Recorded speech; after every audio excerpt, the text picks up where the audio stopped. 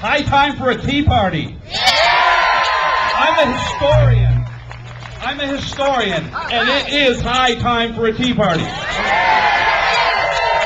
But to do it and do it right, we need to understand it. So I want to think back for a moment at the original Tea Party and what happened over 200 years ago. The founders of this nation brought forth a radical idea. It was radical, unheard of in history before this time. And the idea was the rights of man. Yeah. And they said, we are endowed with these inalienable rights, rights that may not be separated from our nature, from what we are. And that these rights are the right to life, the right to direct your own life, to choose your own goals, the right to liberty, which is the right to act. The right to liberty is the right to act to achieve your goals. And the right to the pursuit of happiness. Now, unless I'm very deprived in my English, I don't see anything in there about a right to happiness. I see a right to the pursuit of happiness. The right to take the actions needed to attain your own happiness.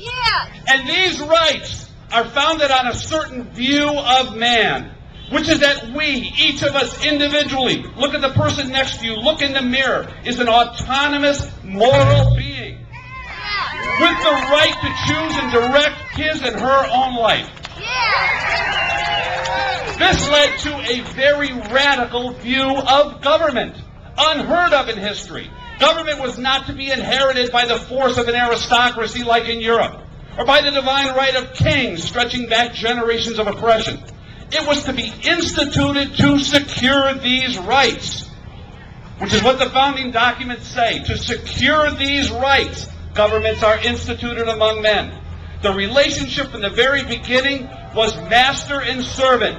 We the master, government the servant.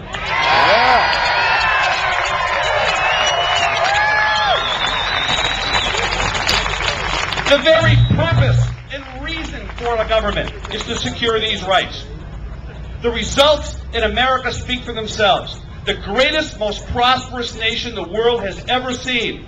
I'm speaking here for the Ayn Rand Institute, so I will quote the writer Ayn Rand. If you want to know what's happening in the world today, the real issue, read Atlas Shrugged.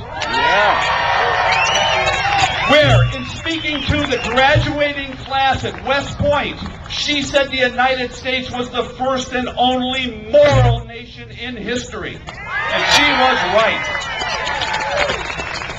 Because governments are instituted to secure these rights.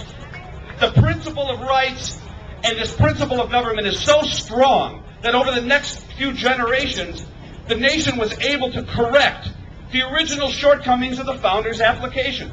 To see rights extended to everybody did not require changing the principle. It required strengthening it and deepening it. And that is what the country did. And that is what we need to do today. However, something very bad has happened in America over the last couple of generations. A cancer has implanted itself. A cancer has implanted itself in our government, and I must say, to some degree, in our society. And that's the reason we have this elite over us looking down right now. They can't understand these gatherings. I heard the mainstream media last week that some of our leaders have said, these gatherings must be orchestrated. They must be a vast conspiracy because they can't understand autonomous beings gathering because of the idea of liberty by their own choice.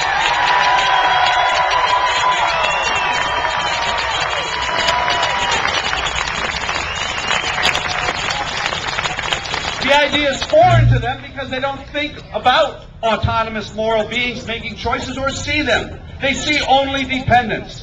And the idea that developed was that government's purpose was not to secure these rights, but to satisfy wishes and wants.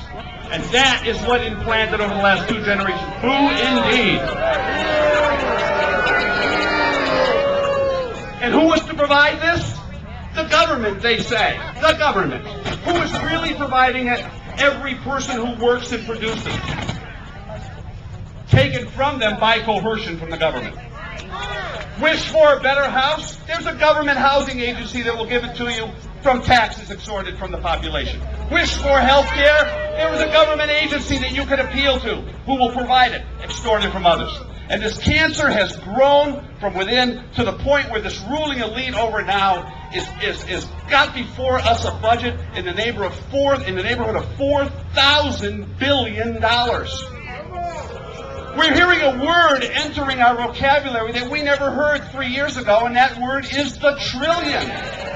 Suddenly we're talking trillions, thousands of... You know how big a trillion is? If you counted 1,000, 2,000, 3, it would take you 30,000 years to hit a trillion. That's how big a trillion is. If we are going to challenge this monstrosity, and we are going to expunge this cancer, we need to regain the vision of ourselves that the founders had. We need to stand up.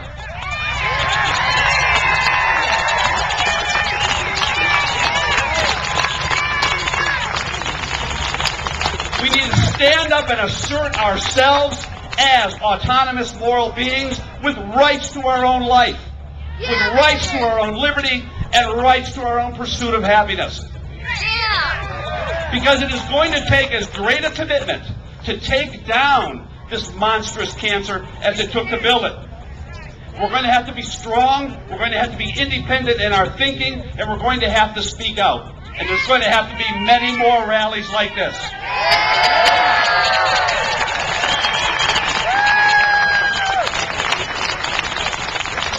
What I have to say to you today, in essence, is this. This is not an economic problem. It is not a political problem. Well, let me be precise. The economic and political problems are there, but they are caused by a deeper problem. It is a moral problem.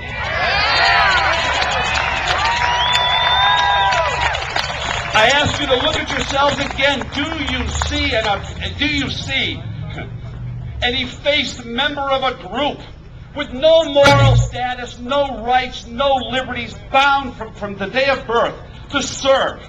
Or do you see an autonomous being with rights, and will you demand that they be protected?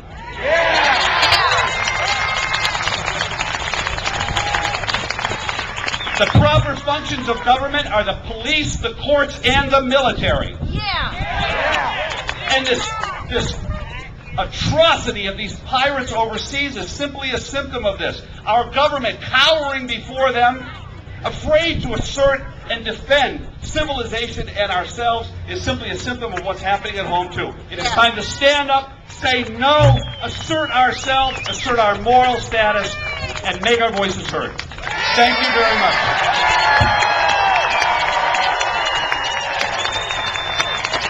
Yes.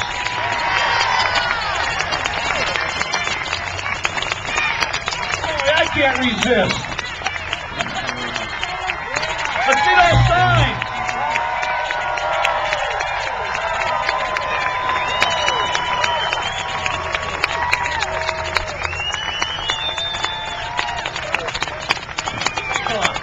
Thank you, John.